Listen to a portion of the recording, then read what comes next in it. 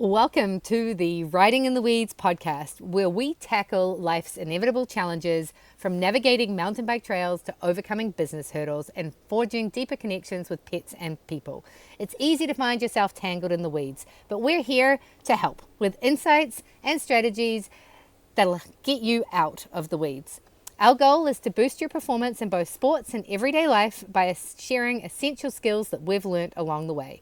Through tales of our entrepreneurship journey, thrilling biking adventures, and fostering meaningful relationships, your hosts, Natasha, Lockey, and Ginny, Branden, will guide you on a journey that's not only enjoyable, but also inspiring. Join us to gain confidence that you need to navigate the trails of life. Welcome to Riding in the Weeds. You are with us for episode 78, and today we're just talking about magic. So we're going to dive in. Our whole concept here is talking about how we can find magic wherever we are. We have been inspired by both of us recently having been away and a bunch of stuff that's brought this topic to light. So we're going to dig in and just experiment with this idea of magic and how can we have more of it. I'm Natasha Lockey. I am a life and performance mountain bike coach. I'm all about helping you find your dreams. I'm here to tell you that you're going to get stuck in the weeds. So let's find ways to get ourselves out of the weeds and keep moving towards the things that we really want in our lives. We are joined by my amazing co-host, Ginny. Ginny, tell us a little bit about yourself and then let's kick this off. Yeah, I'm Ginny Branden. I'm an animal communicator and energy healer for animals and their people too.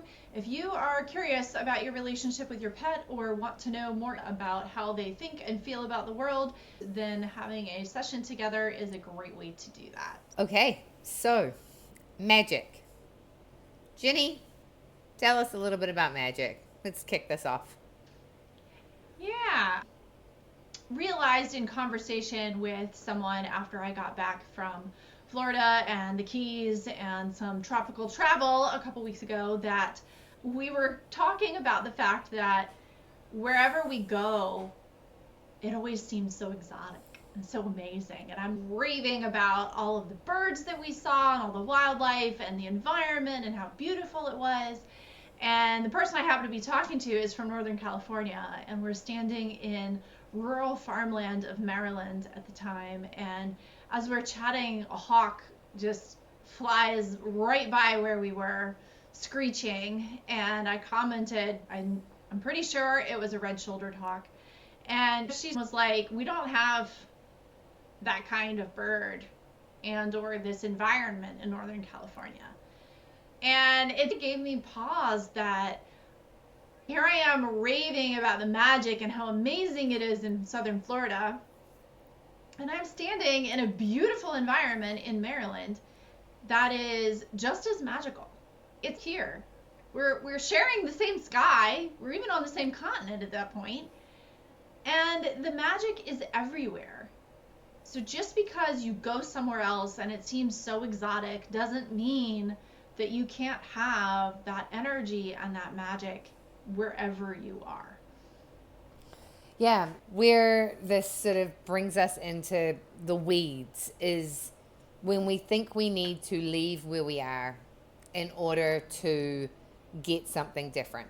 I very much remember being in Moab and I'm riding on these trails and I was like, oh, this is so amazing. And then I was home and I went for a bike ride and I'm riding on this trail and I'm like, this is so cool. And I had this moment of being like, so what is different? Why do I feel different now than I did when I was in Moab? We have world-class trails in Roslyn, where I was at the time, and they have world-class trails in Moab. People travel to Roslyn just like they travel to Moab to go mountain biking. There's nothing different in the experience, but why did it feel different? And why did it feel more magical when I was in Moab? Well, the biggest thing for me was because I was on vacation. I wasn't working. I didn't have my regular life going on.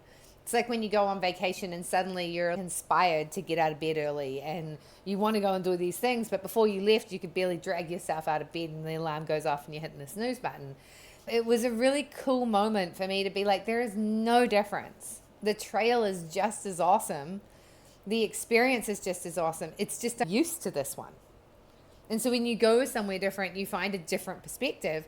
But you're absolutely right. I think we get lost in our day-to-day grind. And I think that is really where being on a bicycle, being with your animals, working your horses, doing things that light you up is so important, because you can bring that experience and you can bring that magic that you have in those moments in whatever your athletic pursuit is, or when you've got the relationships with non-humans. It allows you to shake it up a little bit. However, if you don't allow yourself to be shaken, then you're always going to be sitting in the muck.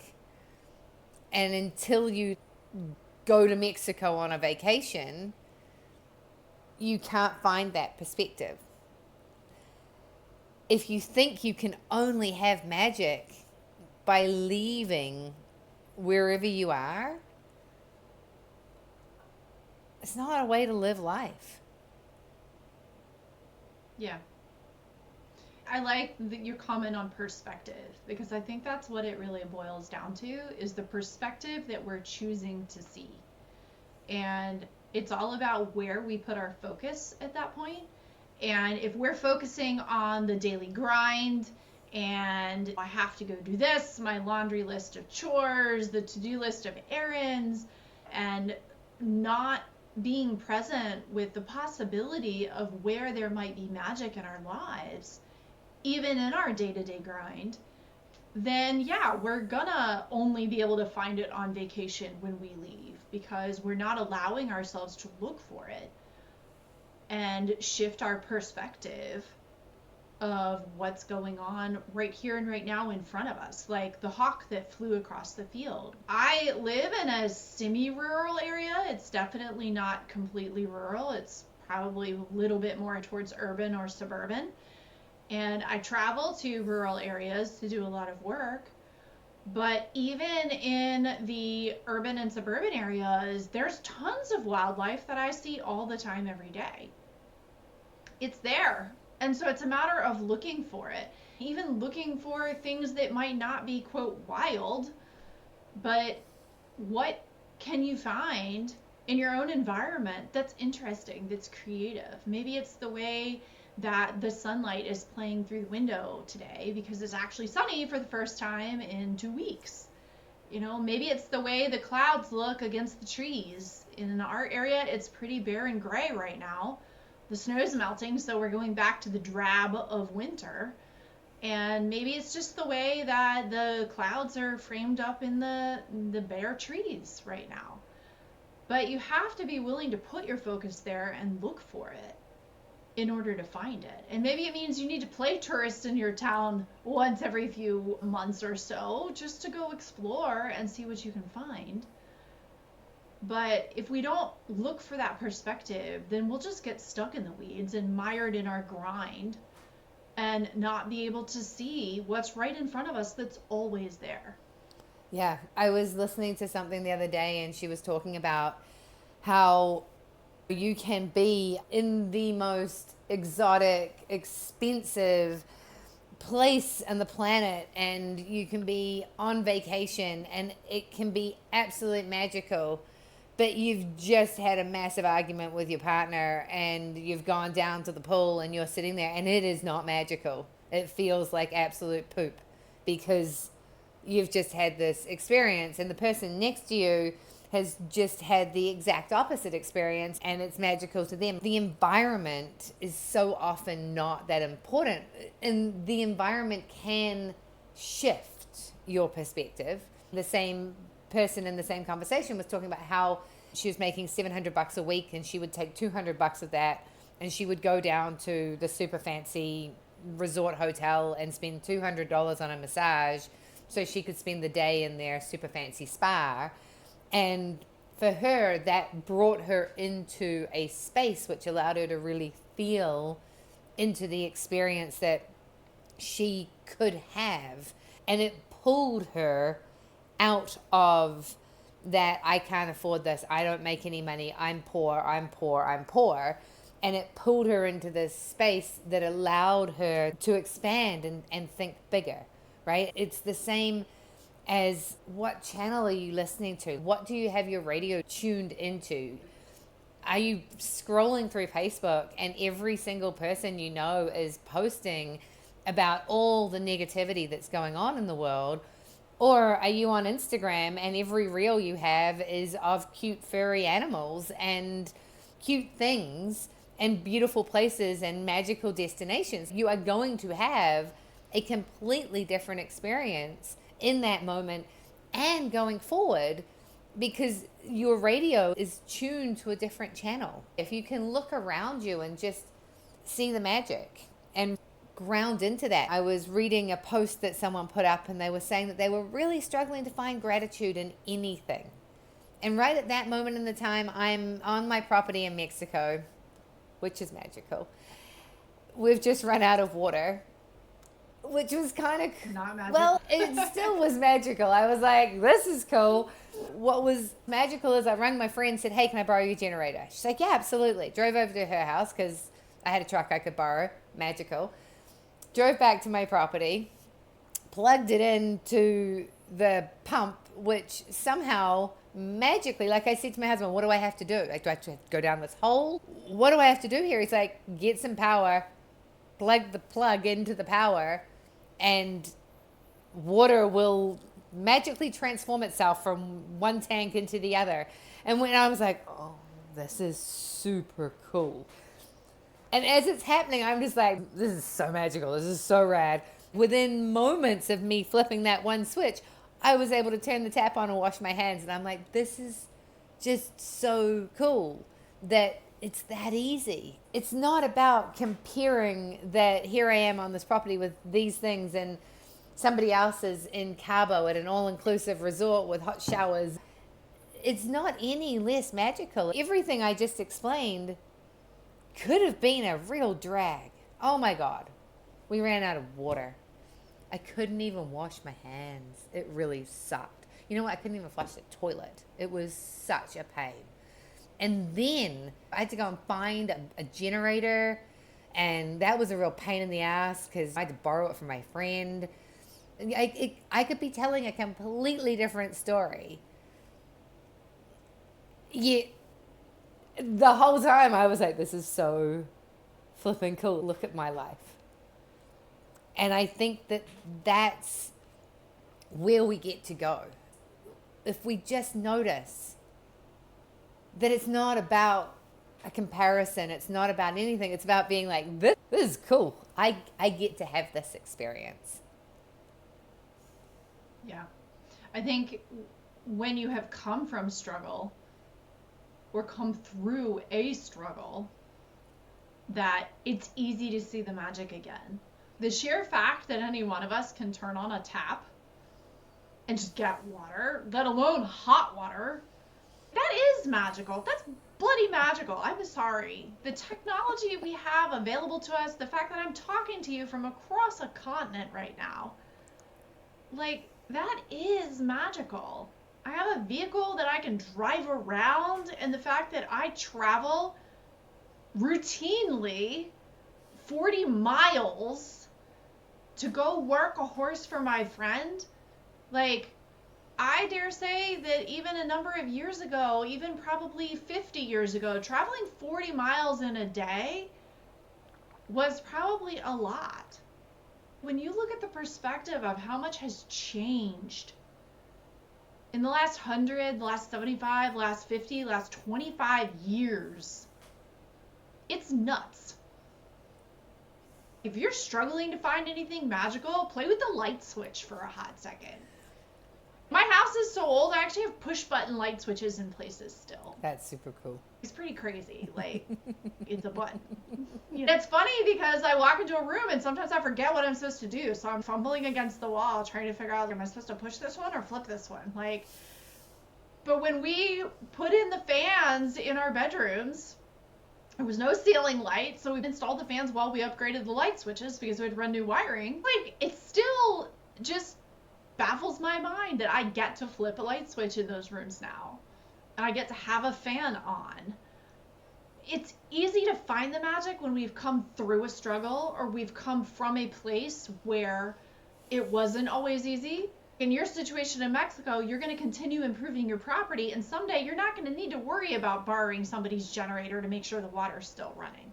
It's just going to be part of the infrastructure of your property, and it's always going to work.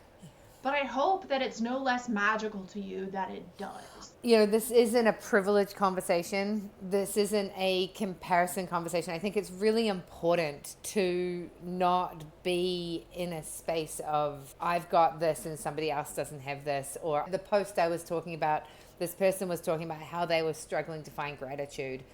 And they were overwhelmed and they were struggling to look at their children and feel grateful for them. And I get that. Life can really bring us down sometimes. And then we feel bad about the fact we have all these things and yet we still can't find gratitude for them. And what it sparked for me was really like, empathy. Like, yeah, take a moment to give yourself some love because you're going through stuff. And it doesn't matter where on the spectrum you are, you're going through stuff. The people who have lost their homes in LA, doesn't actually matter what spectrum they're on in terms of wealth or poverty, they're all having the same experience because your house burning down is truly one of the most hideous experiences you can have. Your level of privilege really doesn't matter. And I think it's so important to give yourself some love for the fact you're having an experience. And then my second thought to this person was like, take yourself completely out of trying to feel grateful for your children because right now you just don't. And that's okay. So where can you look that has no emotional attachment to it? And that's where I was like, go wash your hands and just be like, this is cool, I can wash my hands. Because there's no weight to that. There's not a feeling I should feel grateful for my children. You should feel grateful that the power's on. Oh, maybe you just don't. How can you find something that is not weighted or not attached to anything else that you can find that little bit of magic? The fact that there is no snow on the ground and it's 80 degrees and it's January, like, cool, it's warm. Or maybe it's just the fact that the sun came out today versus yesterday or the last 3 weeks when you haven't seen it. Where is that little spark that is not emotionally attached to a feeling of, I should be grateful because I have these beautiful children and I live in a beautiful house and I have a husband who does great things for me? Because sometimes you're just not feeling it. So how can you find something that can make you feel it?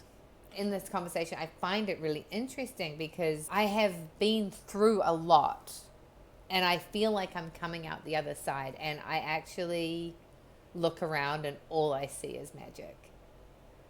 And that's not the way it's been for a while. And I really appreciate that. And it's not through the, I should feel grateful because I'm here. It's a, oh, this is really cool. And getting in a camper and driving around and living in a camper for 3 years actually really gave me so much ability to just be so excited for all the things I have. And so much of that has come from my experience of being on my bicycle and having those moments where I'm hurtling down a trail and being like, I get to do this. And that's a thought that I've had for a long time, is I'll be doing something and I go, I get to do this. I'm here right now doing this thing. This is really, really cool. We're driving through the coolest piece of terrain and I look at Ian and I'm like, this is what we are doing right now. Like, how flippin' cool is this? I have no idea how this happened. This is so amazing. And you can have that experience in every moment if you choose to. And I'm not the person who's sitting in the $1 million house having $1 million experiences. I'm actually the opposite. And yet I feel like I live $1 million life sometimes. Yeah. It's that perspective. It's what we choose to focus on. And in any given moment, I dare say there's something you can find that is really cool or really unique or really special to you that you can be delighted with and find the magic of. And whether that's something that you own, that's in your house, that's a material thing, or whether that's something in the environment. We've talked before about looking for hearts. That's one that's always fun because they appear in all sorts of different places. I was actually scrolling through my pictures on my phone and I found a photo of a rubber band that was in a heart shape. It was just sitting on the desk and I had snapped the picture because it was like, oh, that's so fun. But something as silly as a little rubber band on the desk. And how can you find those things? But this is like everything else we talk about. This is a practice that takes cultivating. And if at first it's easier to go travel somewhere and find that connection and find that energy, okay, great, go do it. And bring it back with you. And bring it back so that you can start to look around you and connect in with that energy wherever you are. And then when you get a little bit bogged down and a little stalled out, go find a place to go. That can be as simple as a walk in the park that's not far from you, or a place you've never been to before that's right in your neighborhood. And go explore it and bring back the magic again. You're reminding me of a mutual friend of ours. We were talking about going on vacations, and she's like, oh my God, my husband and I haven't been on vacation in like however many years. And so she was inspired. And the first thing that she did was she booked a 2-night stay. I think she had a coupon or a voucher or something at the local casino. And they drove, I think, 20, 30 minutes from their house and went and had a vacation. And it didn't cost them very much money because she didn't have a lot of money at the time. And from that, it's like then suddenly she's like, oh, and now we're going to do this and we're going to do this. And every time it got like further away. But she really started by driving 30 minutes from her house and going and staying at the local casino with her husband. And it sparked magic in their relationship and it sparked possibility in their lives. And it gave her a whole different perspective on something that she had been completely stuck and without. And it was just as simple as doing that. The other thing I wanted to mention, because you're talking about the phone, is, and I thought this was really stupid when I saw somebody had done this, so bear with me. Quite often when I think something's stupid, I actually am like, oh, maybe I should investigate that a little bit more. And I downloaded this frivolous thing and I pay for it every year, and it's like, I don't know, $14 a year or something, but it's like Widgetsmith. And I changed the way that my phone looks. And I made all my little widgets, like I think one of the apps I have is my camera, my Gmail. I redid the widget. I had no time, but I created time to do this. The Gmail widget is the view from my property in Mexico. My Instagram widget is a background of a wave. My Messenger widget is some like super cool view from somewhere. Every single one of the widgets that are on my homepage here are customized with a background of a beach. And then I have the date widget is the view at the beach. And then there's 2 widgets on my homepage that are random photos that come up. And so every time I look at my phone, there's a different cool memory that comes up. So I don't have to sit and take an intentional practice of looking through my photos to see cool stuff. It does it for me. And I'm constantly being reminded of cool stuff I've done. And every time I look at my phone, I'm like, oh, yeah, that was cool. I love that. That's so much It's that fun. easy.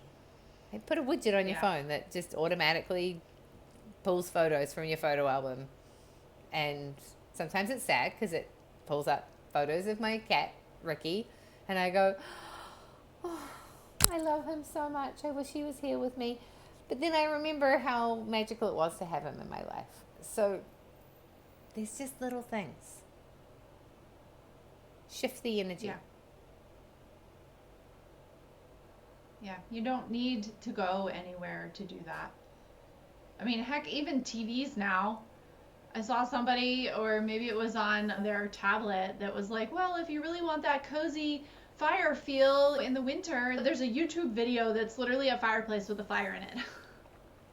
And you just turn it on and let it sit there and have the little crackling fire feel. We have so much technology at our disposal now that can create those experiences for us without having to go anywhere. Heck, put a video of a beach up on your screen with the waves if that's what really makes you feel good. It's been shown that the wave sound is really relaxing. So put it up there. We have so many different ways now that are so simple to be able to connect with magic on so many different levels that it's kind of to the point where there's not much of an excuse. The challenge is you just have to make the effort. You just have to make the decision that that's what you're tapping into, that is the energy that you want to cultivate in your life. The fun part is, just like you said, once you start doing it, it starts becoming the normal way that everything is. And it starts showing up in places that are complete surprises. And you get to see extra special things, and the sunset looks amazing when you go out, and so much spontaneous stuff will start happening and flowing. But it takes that decision to start looking for it. And once you do that, that's when the door opens. Yeah, I want to say that my latest experience was a real testament to how much work I've been doing with my counselor. And because I was sad to leave my dog and my husband and this property that we're on and go to Mexico. Which, like, really? Whenever I have to leave, I'm sad. I don't necessarily get really excited and amped up to go on vacation because I'm like, but where I am is pretty cool. I don't need to leave. And then when I got there, it felt so good and just felt normal, and it didn't feel bitter. It was just like, cool, here I am. This is fun.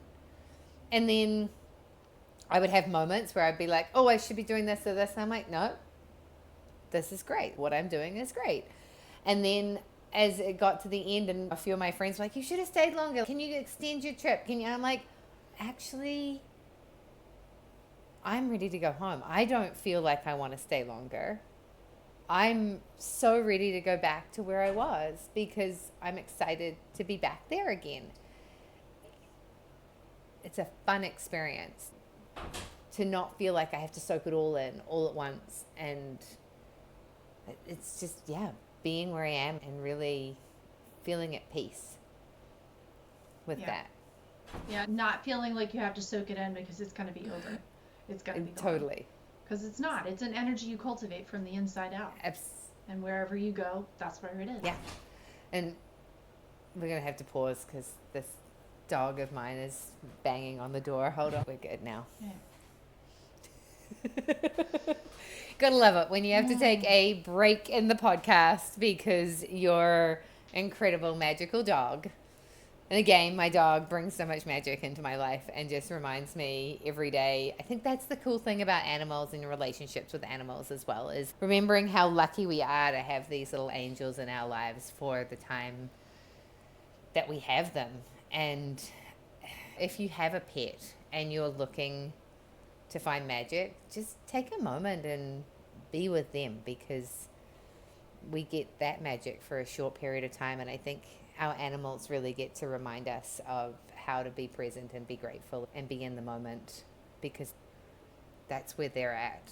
And one of the things that you do in your work is really reminding people of that exact thing, and reminding people of how our animals don't create the emotional attachment to things like us humans do. And I think if we can be present with that and bring a little bit more of that energy into our lives, it makes our relationships with our pets and other people in our lives a lot more magical, but it brings us into that present moment of being less attached to the emotions surrounding pain or the emotions surrounding separation. We're so scared to leave our dogs or our animals for periods of time, but they don't feel time in the same way.